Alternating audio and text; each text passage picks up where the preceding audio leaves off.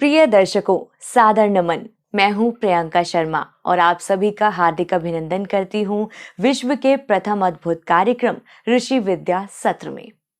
दर्शकों, सौर मंडल के सभी नवग्रहों का हमारे जीवन पर प्रभाव पड़ता है। जन्म के समय मौजूद ग्रहों की स्थिति और नक्षत्रों के आधार पर हमारी कुंडली का निर्माण होता है और उसी के अनुसार सभी ग्रह अपने अपने स्वभाव के अनुसार हमारे जीवन को चलाते हैं। लेकिन हमारे जीवन में जो हो रहा है या जो होने वाला है, वो सब कुछ, चाहे वो सकारात्मक हो या नकारात्मक, वो सब हमारे पूर्व जन्मों के कर्मों पर निर्भर करता है। अब आप सोच रहे होंगे कि कैसे और क्यों? क्या जो हमारे जीवन में हो रहा है या जो होने वाला है वो हमारे जन्म नक्षत्रों या पूर्व जन्म के कर्मों की वजह से हो रहा है?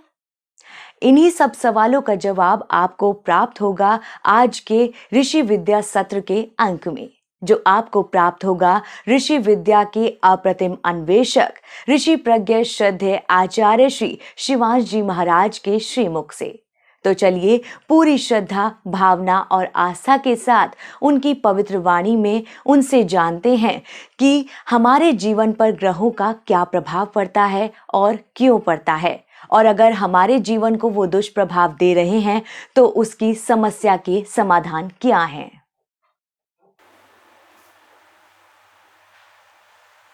जब भी कोई जीवात्मा माता के गर्भ से इस धरा पर उत्पन्न होता है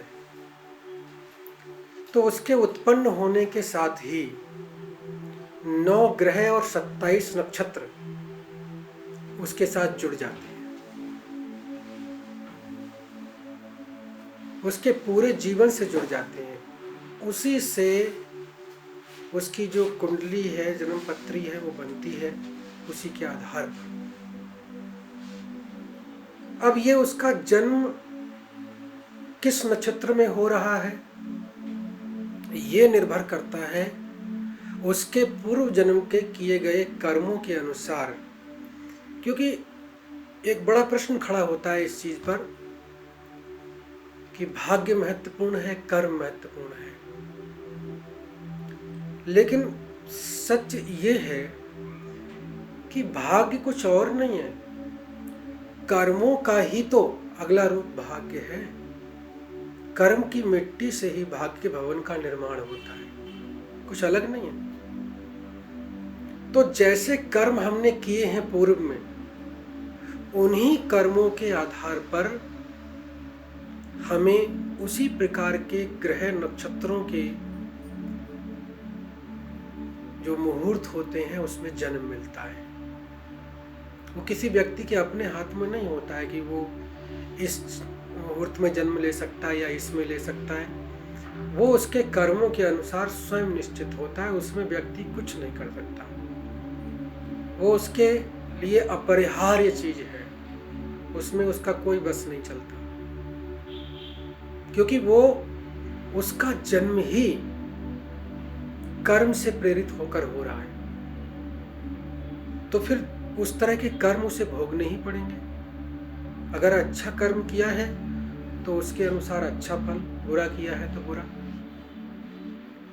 अब अगर मान लीजिए जन्म मिल रहा है, पूर्व जन्म के कर्मों को बदल भी नहीं सकते, क्योंकि जो हो गया वो तो हो गया। क्योंकि उसके लिए कहा गया है अवश्य में भोक्तव्यम कृतम कर्म शुभाशुभम। यहाँ एक बात मैं सब लोगों के लिए समझाना चाहता हूँ, ध्यान रखने की बात है।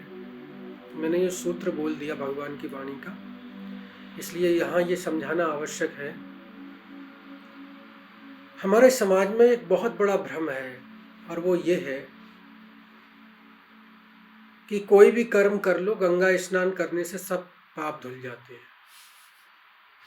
या कितने भी पाप किए हों भागवत सुन लो, सब पापों से मुक्त हो जाते हैं। भागवत के महात्म्य में आया है। अब मैं ये नहीं कहूँगा कि ग्रंथों में ये गलत लिखा हुआ है। ग्रंथ हैं, हमारे प्राचीन ग्रंथ हैं, ऋषियों के द्वारा लिखे गए हैं, तो ये अनुचित तो हो ही नहीं सकते। हाँ, इस पर हम ये चिंतन कर सकते हैं कि ऐसा लिखा गया है तो क्यों लिखा गया है, क्या उसमें कोई रहस्य है या व्यर्थ की चीज है। व्यर्थ की चीज तो है नहीं, है तो कुछ ना कुछ रहस्य है। रहस्य ये है उसमें कि ये बात कह दी गई कि गंगा स्नान कर लो तो पाप धुल जाएंगे, या भागवत जी सुन लो तो उसमें पाप से मुक्त हो जाओगे। होते नहीं है, लेकिन होते भी हैं। कैसे? एक व्यक्ति महापापी है, अब वो ये सोच रहा है कि मैं तो महापाप कर चुका, अब इतने मैंने पाप कर लिए, अब क्या है, अब तो जो नरक मिलना है, जो कुछ मिलना है, मिलना ही मिलना है। तो वो क्या करता है कि उसकी पाप में प्रवृत्ति लगातार बढ़ती जाती है और एक के बाद उत्तरोत्तर वो पाप करता जाता है। इसलिए ग्रंथों में ऐसे अज्ञानी व्यक्ति को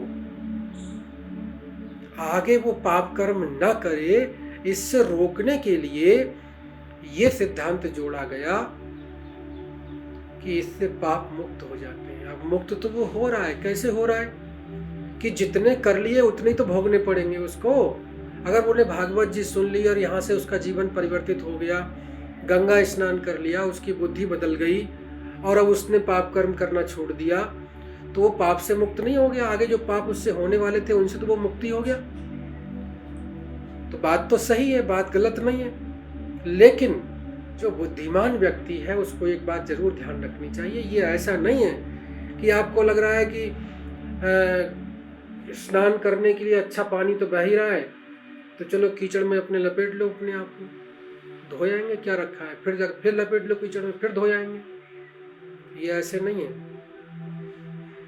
ये कर्मों के फल कभी व्यर्थ नहीं जाते, जो किया है वो भोगना ही पड़ेगा। इसलिए भगवान ने कहा कि अवश्य में भोक्तव्यम कृतम कर्म शुभाशुभम। शुभ और अशुभ जैसे भी कर्म आपने किए हैं, उन कर्मों को हर स्थिति में आपको भोगना ही पड़ेगा। आप उनको भोगे बिना बच नहीं सकते, हर स्थिति में भोगना पड़ेगा। अब जो हमारा ये विषय है कि जीवन पर किस प्रकार से ग्रहों का प्रभाव पड़ता है, आपने मान लीजिए कर्म ऐसे किए कि जिसके कारण आपको ऐसे ग्रह नक्षत्र में जन्म मिला जिसके कारण आपको जीवन में कष्ट उठाने हैं। शारीरिक कष्ट हो सकता है, मानसिक कष्ट हो सकता है, संबंधों की पीड़ा हो सकती है, आर्थिक हानि हो सकती है, किसी भी रूप में हो सकता है। अगर ये कर्मों के अनुसार आपका निश्चित है तो फिर क्या होगा, आपको उस तरह के नक्षत्र में जन्म मिलेगा और वो नक्षत्रों का जब क्रम चलेगा तो उसी क्रम में आपके जीवन में उतार चढ़ाव आते जाएंगे। कभी कष्ट आएंगे, कभी थोड़ा सा अच्छा आएगा, फिर कष्ट आ जाएंगे, फिर परेशान हो जाओगे। ये क्रम उतार चढ़ाव का निरंतर चलता रहेगा। अब इस कर्म से आपको बचाने वाला कोई नहीं है, ध्यान रखना। एक बात भगवान की वाणी के आधार पर मैं आपसे कह रहा हूं, तर्क के साथ ध्यान रखना। बहुत लोग बैठे हैं समाज में जो ऐसे ऐसे झूठे दावे करते हैं। किस आधार पर? अब मैं किसी को दुख में नहीं रहने दूंगा। क्या करते हो? जन्म पत्री बनाते हैं। अब तुम्हारे जन्म पत्री बनाने मात्र से कोई आदमी दुख से मुक्त हो जाएगा? आप जन्म पत्री बना के ये तो चलो ठीक है, ढूंढ सकते हो कि आगे जीवन में इसके ऐसे ऐसे ग्रहों के चक्र आ रहे हैं, लेकिन आप उसे उससे मुक्त कर सको ये आपके बस की बात नहीं है। कोई नहीं कर सकता। जो कर्म हो गया उसको भोगना ही पड़ेगा। तो फिर क्या करना चाहिए? क्या करना चाहिए अगर जो हमसे पिछले कर्म हो चुके हैं और वो कर्म के फल हमें भोगने ही पड़ेंगे? तो हम क्या करें फिर? हाथ पे हाथ रख के बैठ जाएं, कुछ ना करें? भोगने तो पड़ेंगे। अब जो होना है वो होगा ही होगा। अजगर करे न चाकरी, पंछी करे न काम, दास मलुका कह गए सबके दाता राम। बैठे रहो, क्या करना है।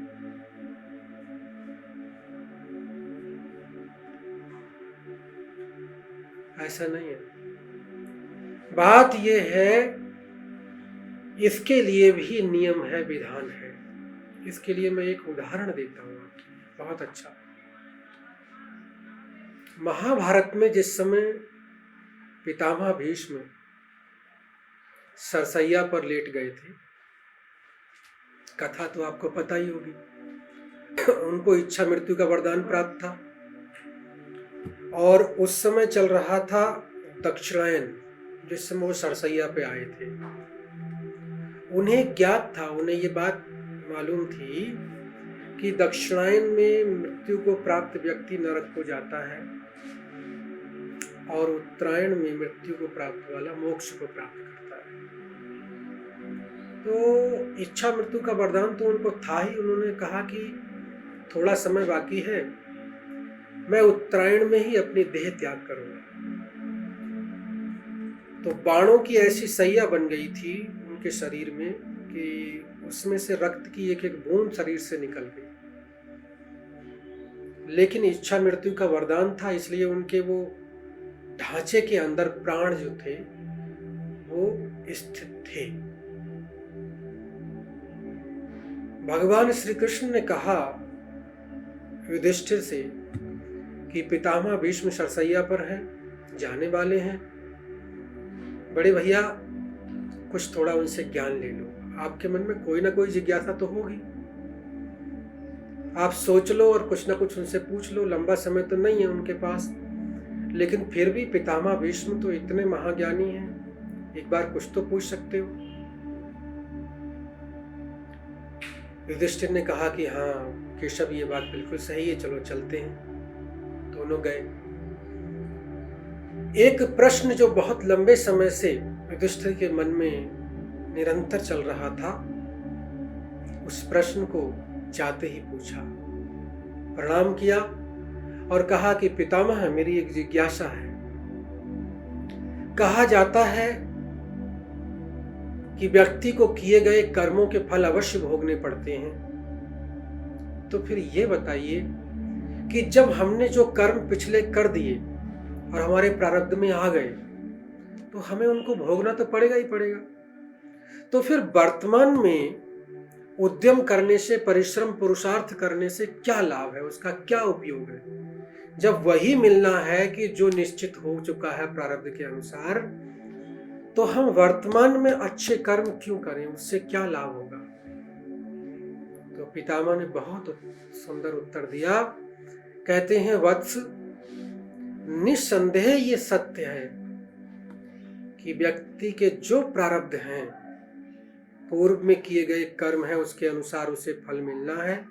लेकिन अगर वर्तमान का उद्यम, वर्तमान का परिश्रम, वर्तमान का पुरुषार्थ उसका प्रबल है, बहुत तीव्र है, उसने इतना अच्छा कर रखा है, तो पिछले कर्मों का फल उसके सामने आएगा, भोग के लिए निश्चित रूप से आएगा।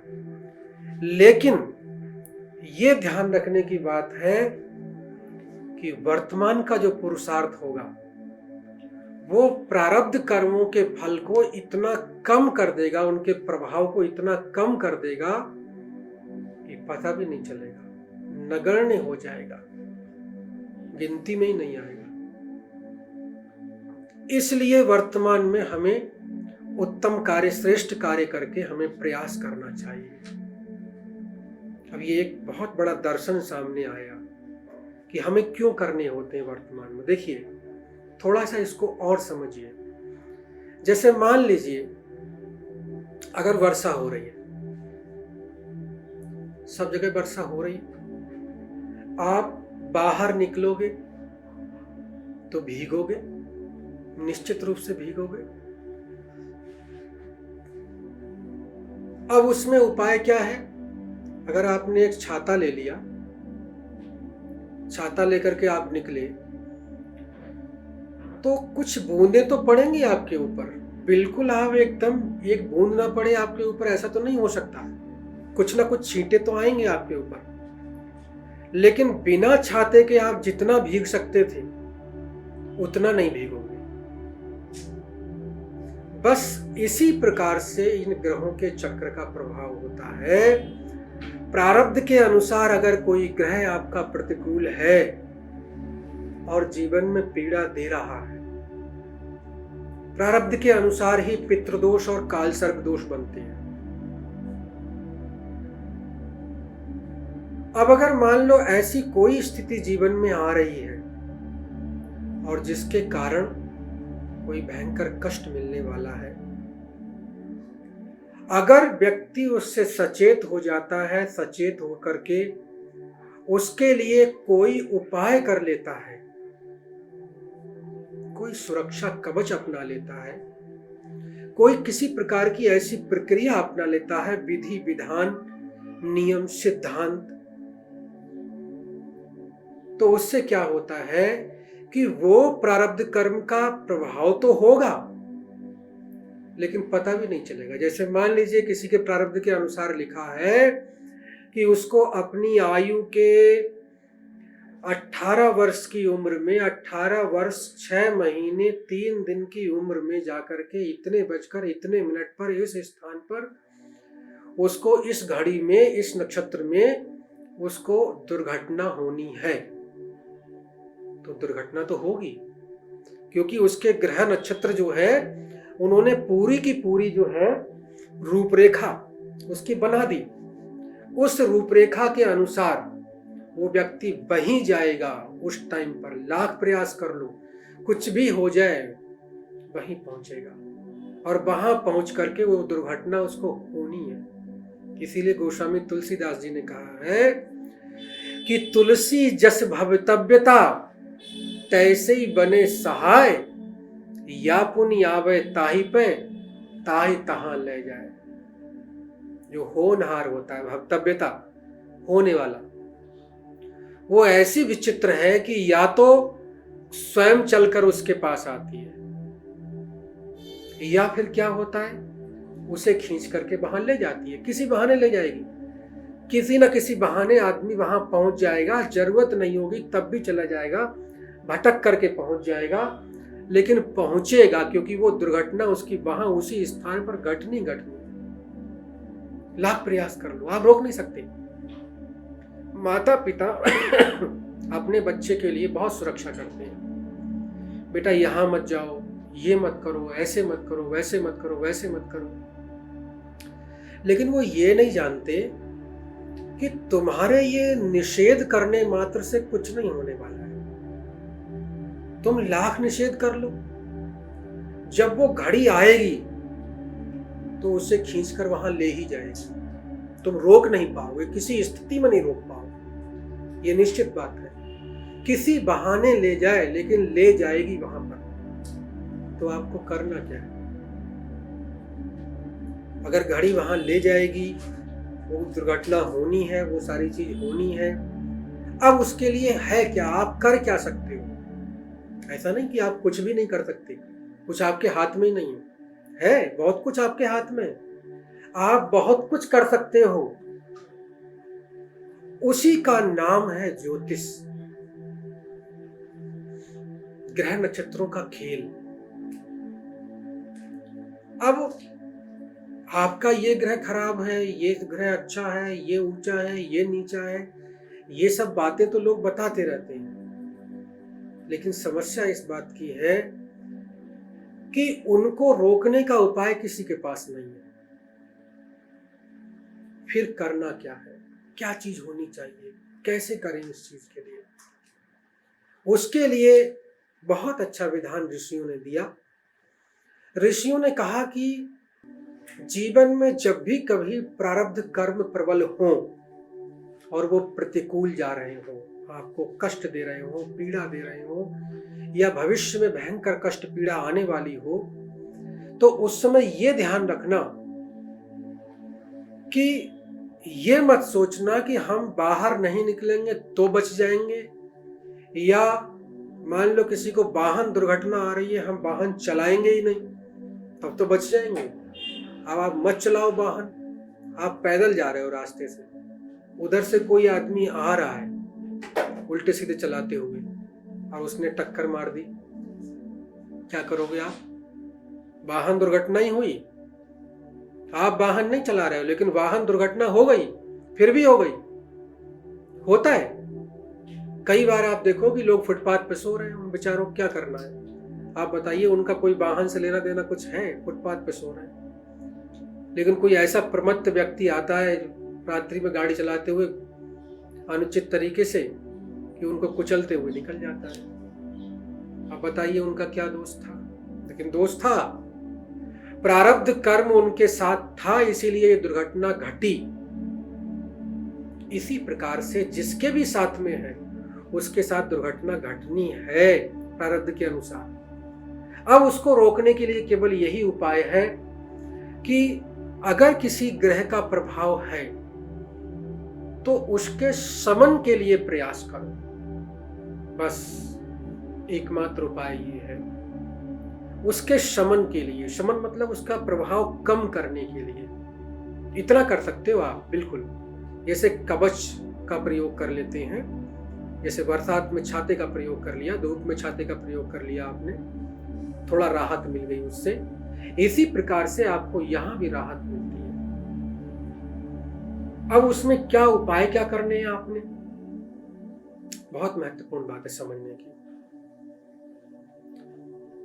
जो गृहस्थी लोग हैं, परिवार वाले हैं, दुनियादारी में लगे हैं, अपने काम धंधे में सब चीज में व्यस्त हैं, अब वो सोचते हैं कि क्या करें, इतना समय नहीं है हमारा। अगर हम सब छोड़ करके पूजा पाठ ये सब करने में बैठ जाए तो फिर व्यवसाय कौन चलाएगा, फिर बहुत बड़ी हानि हो जाएगी। अब वो जाकर के किसी से पूछते हैं।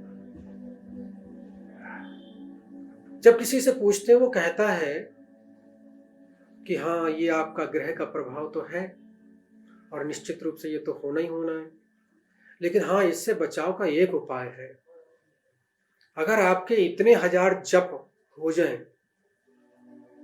तो आप बच सकते हो। और इतने 1000 जप करने के लिए इतनी माला रोज करनी पड़ेगी, नियम से एक दिन भी नियम टूटना नहीं चाहिए। वो व्यक्ति सोचता है कि नियम तो टूट ही सकता है कभी ना कभी, और इतनी माला के लिए रोज बैठ पाऊं ये भी मुश्किल है। वो कहता है, पंडित जी ये बताओ कि मेरे पास तो इतना समय है नहीं, कोई और रास्ता है? अरे बोले, रास्ता क्यों नहीं, रास्ता बिल्कुल है। पंडित बिठा देते हैं, पंडित जब करेंगे और हो जाएगा। तो व्यक्ति सोचता है हाँ ये तो ठीक है, कितना खर्चा आएगा, इतना खर्चा आएगा, बात हो गई, बता दिया। उसने निश्चित कर दिया, ठीक है, जो भी खर्चा आता है उसने अपना बता दिया। उसको लगा ठीक है, 4 लाख का नुकसान करूंगा, इससे अच्छा ये है कि 51,000 रुपए दो इनके लिए, पाठ करवा लो, जब करवा लो, अपना काम पूरा हो जाएगा। लेकिन वो ये नहीं जानता कि इससे अब जो वो बैठकर कर रहे हैं उनका उद्देश्य क्या है। उनका उद्देश्य आपके कष्टों को दूर करना नहीं है। उनका उद्देश्य केवल ये है, उनका ध्यान लगा हुआ है कि हमें जो दक्षिणा मिलनी है उस पर ध्यान लगा है। ये जल्दी जल्दी पूरा हो, काम खत्म हो, दक्षिणा लो और अपनी चलो। समझ गए? एक IAS ऑफिसर दिल्ली में, एक जगह है सूरजमल पार्क, सूरजमल पार्क में रहने वाले, वहां पर अच्छी कॉलोनी है। एक बार कार्यक्रम में आए वो और चर्चा चल रही थी इसी तरह सत्र में, मंत्रों के संदर्भ में। तो वो कहने लगे, बोले कि कहते हैं कि महामृत्युंजय मंत्र से ये होता है, ये होता है, हमें तो कुछ भी लाभ नहीं मालूम पड़ा। हमने कहा कैसे, आपने खुद किया था, क्या हुआ था? उन्होंने बताया। बोले किया क्या था करने की, मेरे पास तो समय नहीं था, मंदिर में एक पुजारी जी थे, उनसे मैंने कहा, उन्होंने कहा ठीक है, पंडित जी को बुला के करवा देते हैं, 2-3 पंडित बैठेंगे, बैठ के जप कर देंगे, इतने लाख जप होंगे, हो जाएगा। तो हमने कहा हुआ, कैसे कैसे किया, किस तरह किया? बोले बस जी वो मत पूछो आप। हमने कहा क्या वो मत पूछो? बोले कभी तो कोई पंडित जो है सुबह 8 बजे आ गया, कोई पंडित 12 बजे आया, कोई 2 बजे आया, कोई गुटखा मुंह में भर के आ रहा है, कोई तंबाकू आकर के बैठते ही जो है आप तंबाकू मल रहा है, और उसके बाद जो है उसको बना करके पूरा जो है गोली ठीक तरीके से बारूद बना के और अंदर जो है होठ को नीचे करके उसमें रख रहा है, और उसके बाद फिर माला लेकर के हाथ में फिर जप कर रहा है। हमने कहा कि बस अब आप पढ़े लिखे हो, स्वयं ही समझ चुके हो इस बात के लिए, कहने की आवश्यकता ही नहीं। आप स्वयं सोचो कि जो मंत्र इतने पवित्र हैं और उन मंत्रों का इस प्रकार से जप होना या कोई प्रक्रिया उनके लिए होना, आपको लगता है इससे कोई लाभ मिलेगा? निरर्थक, पूर्णतया निरर्थक। जिसके मुखारविंद से मंत्रों का उच्चारण हो रहा है, जानते हैं मंत्र कहां से निकलते हैं, शब्द कहां से निकलते हैं? कभी पूछना उन पंडितों से जो उच्चारण करते हैं कि इसकी प्रक्रिया क्या है। पाणिनि शिक्षा कभी उन्होंने पढ़ी होगी तब उन्हें ज्ञान होगा, क्योंकि ये जो जितना भी हमारे ऋषि मुनियों की विद्याएं हैं, मंत्र हैं, ये ऐसे नहीं है कि जो सामने लिखा हुआ है उसको पढ़ दिया और बस कुछ हो गया। नहीं, इनकी पूरी प्रक्रिया है, और वो प्रक्रिया एक चीज से नहीं जुड़ती है। इसलिए पहले जो कहा जाता था काशी में पढ़ करके आए, विद्वान है, इतने योग्य हैं, क्यों कहते थे? क्योंकि वो एक एक चीज को और उससे जुड़ी हुई चीजों को सबको ज्ञान प्राप्त करता था, तब वो विद्वान बनता था, योग्य बनता था। आजकल जाकर के आप मंदिर किसी पुजारी से नहीं पूछते कि आप कहां तक पढ़े लिखे हो, संस्कृत कितनी पढ़ी है कि नहीं पढ़ी। आजकल तो क्या करते हैं, आपको कुछ पता ही नहीं क्या होता है। मंगलम भगवान विष्णु मंगलम गरुड़ध्वज मंगलम मंगलाय तनु मंगलाय स्वाहा, लपेट दिया, थोड़ा सा शुरुआत में बोला, उसके बाद सब लपेट करके पूरा कर दिया। बस आपका ध्यान स्वाहा पे, आपने उठा के आहुति डाल दी, छुट्टी। कोई मतलब ही नहीं इस चीज से। अरे ऐसा अनर्थ आप स्वयं कर रहे हो, उसके बाद में आप मंत्रों को, मंत्रों की शक्तियों को, इन चीजों को आप दोष दो कि ये फलित नहीं हो रही है। तो ये मूर्खता, ये दोष किसी और का नहीं है, स्वयं का है। अगर दिन में सूरज चमक रहा है दिन में, अगर दिन में चमकते हुए सूरज को उल्लू अगर ना देख पाए, क्योंकि उल्लू को दिन में नहीं दिखता, अगर दिन में उल्लू सूरज को ना देख पाए तो दोष उल्लू का है, सूरज का नहीं। सूरज तो जहां है वहां है, वो चमक रहा है। मंत्रों की शक्तियों से अगर हम परिचित नहीं हैं तो ये दोष हमारा है, मंत्रों का नहीं है। मंत्र तो अपनी जगह है। अंधा आदमी जा रहा है, रास्ते में कोई ठूंठ है, ठूंठ से वो टकरा जाए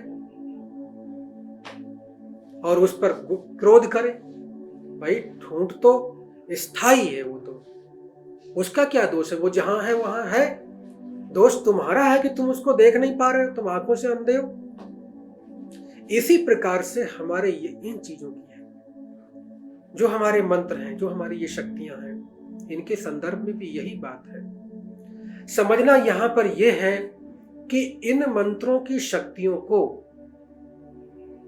आप विधिवत समझें, समझने के बाद उनका ठीक प्रकार से स्वयं प्रयोग करें, स्वयं प्रयोग। और जानते हैं कैसे होता है?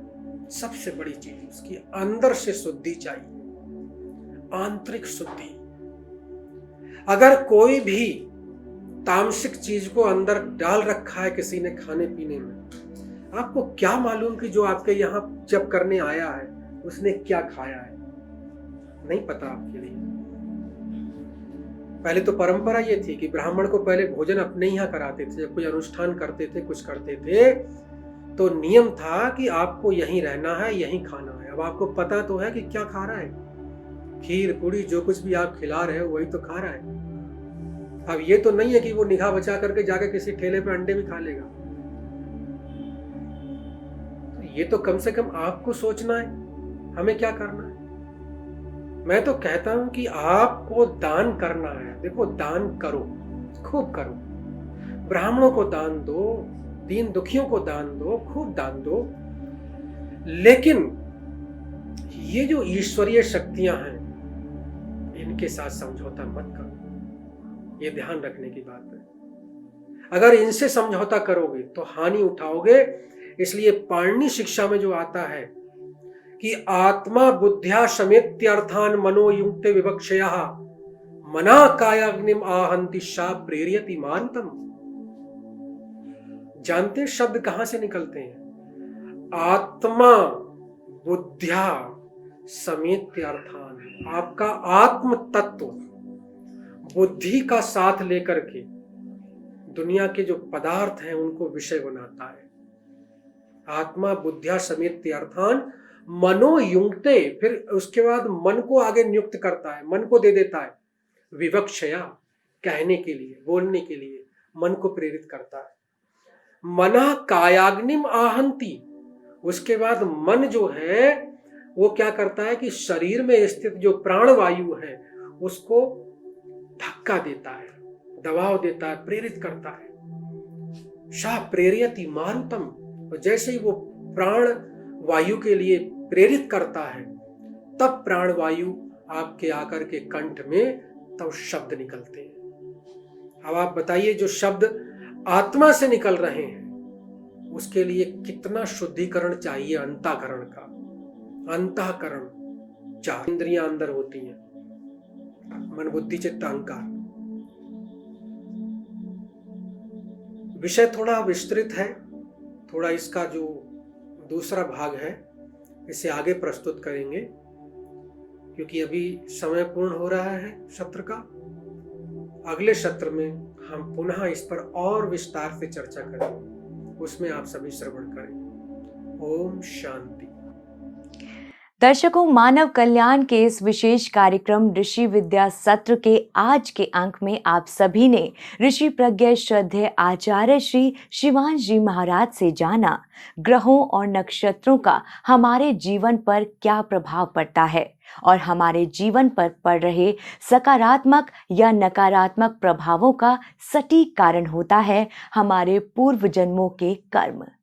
दर्शकों, हमारे इस विशेष कार्यक्रम ऋषि विद्या सत्र के आगामी सत्रों में महाराज श्री आपको ग्रहों और नक्षत्रों के विस्तृत स्वरूप से आगे भी परिचित कराते रहेंगे और आपको और हमें कष्ट मुक्त करते रहेंगे। तब तक के लिए सादर नमन और देखते रहिए 7 वंडर्स टीवी।